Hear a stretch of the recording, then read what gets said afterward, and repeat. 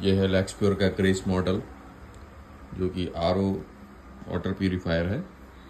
इसको आप कन्वर्ट भी करवा सकते हो, नॉर्मल प्यूरीफायर भी बना सकते हो। और ये कंपनी असेंबल्ड है।